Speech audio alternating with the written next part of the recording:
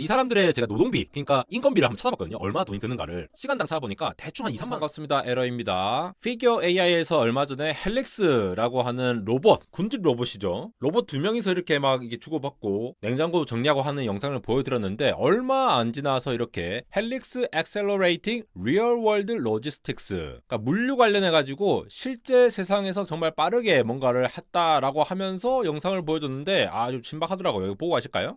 자, 이렇게 차례대로 들어갑니다. 들어가서 마치 사람처럼 저렇게 손을 딱 준비한 다음에 저 택배 분류 있잖아요. 저게 여러 가지 물류들이 있으면 저걸 눈으로 직접 보고 각각이 알아서 절로 보낼 거, 여기로 보낼 거를 움직여서 정리를 하는 모습을 볼 수가 있습니다. 참 재밌죠? 물론 지금 이게 진짜 물류를 대상으로 한 것 같지는 않고 그냥 약간 빈 봉지 같은 느낌도 있고 모양도 그냥 좀 한정적인 것 같아요. 하얀 색깔들만 있고 뭐 박스가 가끔씩 있고. 근데 각각 이렇게 뭔가 동시에 움직이면서 저렇게 분류를 하고 있는 모습을 실제로 보여줌으로 해서 이게 실제로 물류관리센터, 우리 흔히 택배 물류센터 같은 데 있잖아요. 저렇게 분류가 필요한 곳에서 저렇게 쓸 수가 있겠구나라고 하는 것들을 시연을 해 보이면서 보는 걸 볼 수가 있습니다. 일단 저렇게 이제 얍실한 저런 포장재도 손으로 가질 수 있다. 이 덱스터러스의 이제 센시티비티, 민감도가 굉장히 높다라고 할 수가 있고요.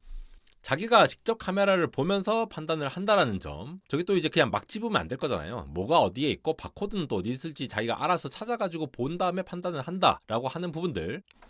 이런 내용들을 상당히 자세히 발표를 했는데 요 실제 내용들을 좀 자세히 한번 살펴보도록 하겠습니다. 이번 편에서 강조를 한 것이 4가지 기술을 강조를 했는데 첫 번째는 이 스테레오 비전. 한 개의 카메라만 가지고 있는 게 아니라 여러 대의 카메라를 이용해 가지고 이 3차원의 세상을 이해를 할 수 있다라고 하는 거를 얘기를 하는 것이 되겠죠. 이게 물류에서 중요하다라고 볼 수가 있는 게 이 패키지, 이 택배나 소포의 크기라든가 이 모양, 위치 같은 거를 정확하게 파악을 해야지 이걸 질 수도 있을 거고 이거 들어 올릴 수도 있을 거고 바코드가 어디 있는지 찾아볼 수가 있겠죠. 여기서 말한 시스템 1이라는 거는 제가 지난번에 헬릭스 영상에서 설명을 들었는데 다시 한번 살펴보면요.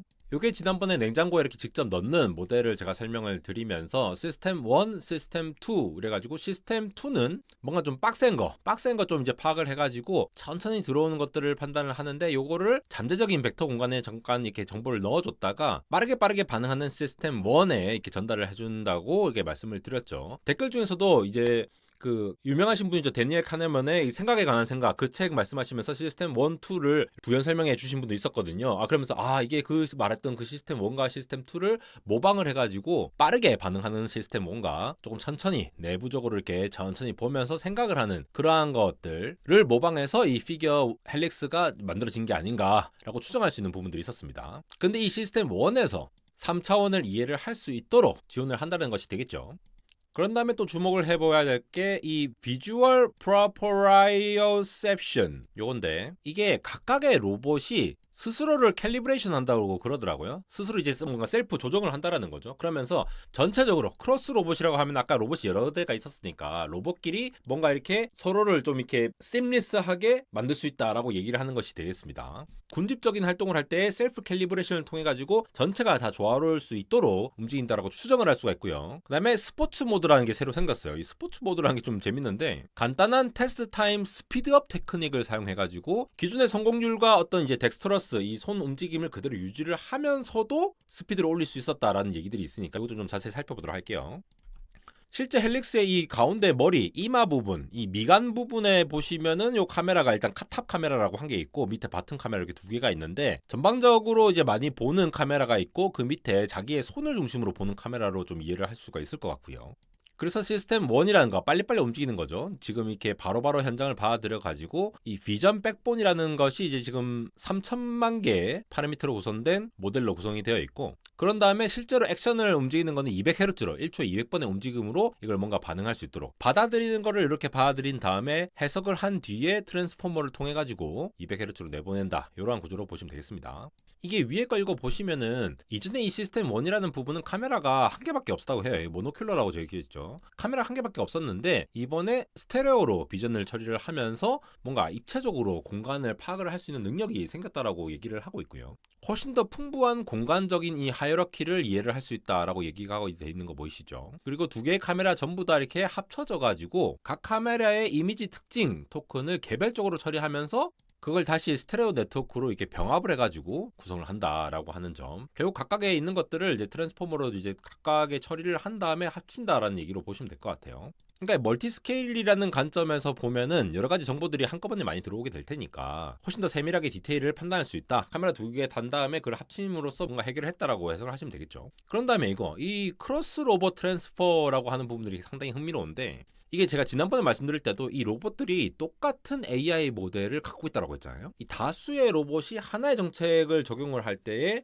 각각의 로봇이 근데 하드웨어 차이가 있을 수도 있을 거고, 자기가 보는 것도 달랄 거고, 행동하는 공간 자체도 좀 약간 다를 거잖아요, 이게.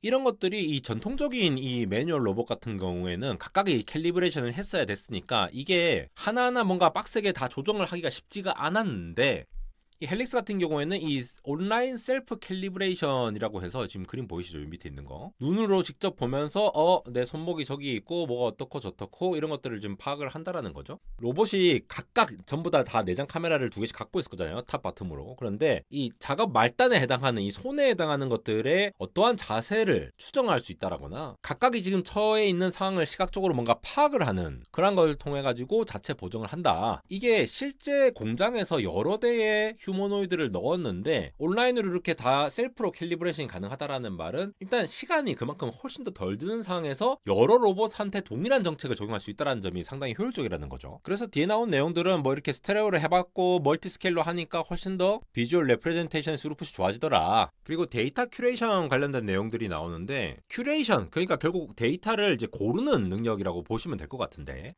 그러니까 뭐 센서든 카메라든 뭐 로그 파일이든 여러 곳에서 지금 데이터가 막 들어오잖아요. 그럼 데이터가 들어오면은 그걸 좀 이제 클렌징해서 정제를 해가지고 노이즈도 제거하고 또 라벨링도 하고 이런 것들이 필요할 건데, 이러한 데이터 큐레이션 같은 경우에도 큐레이션을 하고 나니까 훨씬 더 스루풋이 높아지더라. 조금 더 정제해서 쓰니까 좀 잘 되더라라는 말씀을 하는 거죠. 그래서 보면은 잘 움직입니다. 이렇게 얍실한 것도 오면은 이렇게 보고 있다가 어느 타이밍에 내가 움직여야 되느냐 이런 것들을 결정을 해야 한다라는 건데, 이 헬릭스 같은 게 지금 VLM이라고 있잖아요. 뭐 비전 랭귀지 액션 이렇게 간다라고 말씀을 드렸는데, 이게 결국은 얘가 손을 언제 어떻게 어느 위치에 움직여야 되느냐 이 경로를 최적화한다고 얘기를 하죠. 최적 경로 계획이라든가 플래닝을 하고 정밀한 모션으로 얘를 집어야 되는 것까지 패키지로 딱 잡는 거, 어느 순간에 얘를 딱 잡아야 될 거예요. 왜냐면 저게 지금 그냥 쉬워 보이지만 우리는 쉬울 수 있는데 제가 움직이고 있잖아요. 컨베이어 벨트를 따라서 저쪽으로 가는 거를 이쪽으로 이동을 시켜야 된다라는 거 측면에서 시각적으로 빨리 해석을 한 다음에 200Hz의 움직임을 통해서 빨리 저거를 움직여서 잡아서 이동을 시켜야 된다.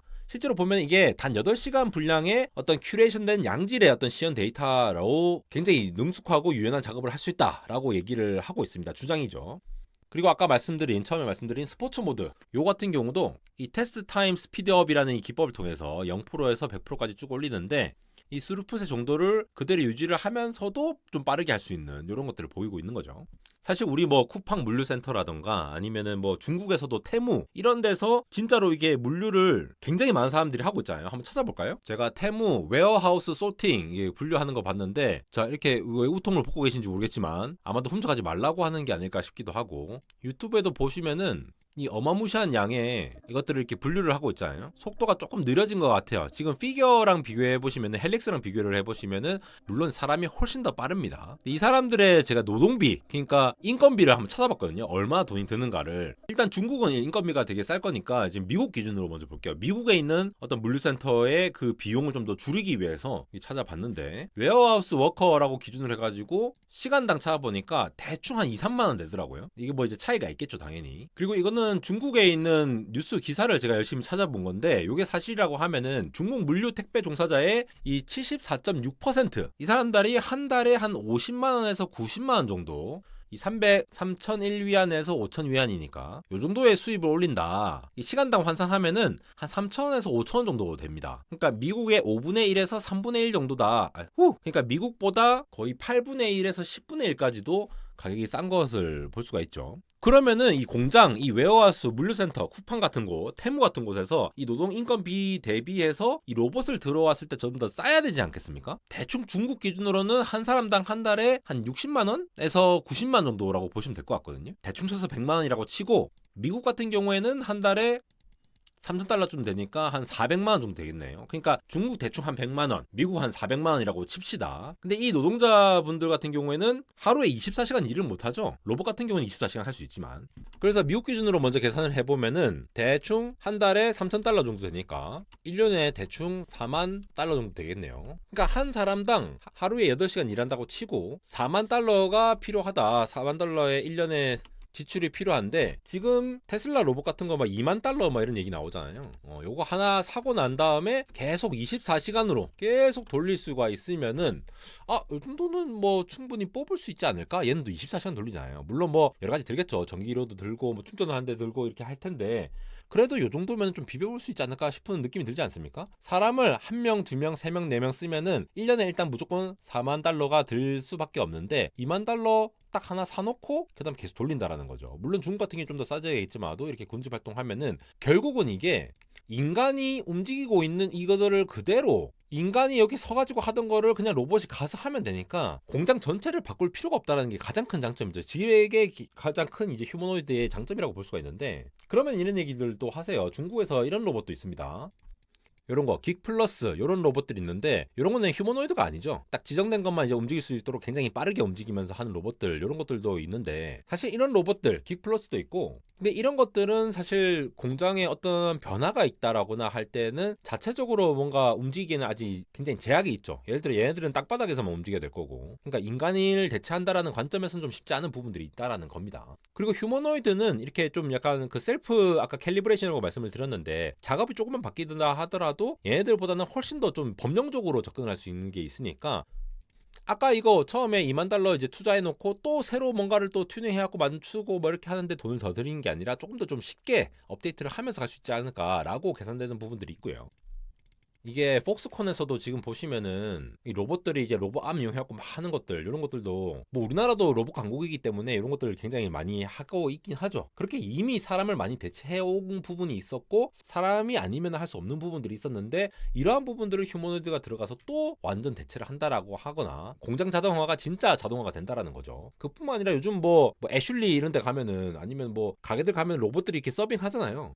이제는 요리나 조리 같은 것들도 사실 휴머노이드가 할 수 있는 부분들이 있겠죠. 더군다나 의료 분야도 사실 의료 분야 같은 정밀성이 필요한 분야에서도 이제 대체가 가능한 부분들이 있으니까 뭔가 사회 전체적으로 뭔가 많이 변화가 있을 것 같다라는 이게 실질적으로 대체가 점차 되기 시작한다라는 거니까 그러면서 약간 걱정도 되고 하는 마음을 안고 이렇게 이번 헬릭스 로지스틱스 관련한 내용들 전해드렸습니다. 안달공학 해외 채널 드디어 구독자 1000명을 달성했습니다. 많이 이용해 주시고 영어가 더 편하신 분들 많이 들어봐 주시기 바라고요. 인스타그램에서도 꾸준히 이렇게 좀 약간 이게 개그스러운 것들 아날로그 게임이라고 해서 이렇게 한 것도 가져오고 이 중국 필터링 상황 저렇게 아름다운 분이신데 원래는 나이가 좀 많이 드시네요. 이렇게 필터가 이렇게 될 수 있다라는 거 여러 가지 소식들 그리고 재밌는 소식들 짧게 이렇게 전달드리고 있으니까 많은 관심 부탁드립니다. 지금까지 에러였습니다.